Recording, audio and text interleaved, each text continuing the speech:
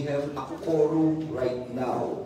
No? Siguro, aamin ko na sa inyo, if there's anyone amongst you could move to declare that the Metro Manila will be declared state of calamity. Mr. Secretary, I move for the declaration of state of calamity in Metro Manila in light of the effects of Tropical Storm Karina. Okay, so dalawa kayo din doon. Doon, tama ba yun doon? Isasabi mo doon? Doon. Yan na po, we'll pass a resolution po through that. We'll route it now. Your Honor, Okay. So, second the motion.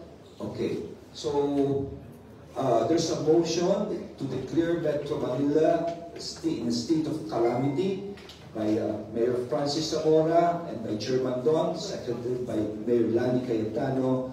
The motion is hereby approved that Metro Manila is now in a state of calamity.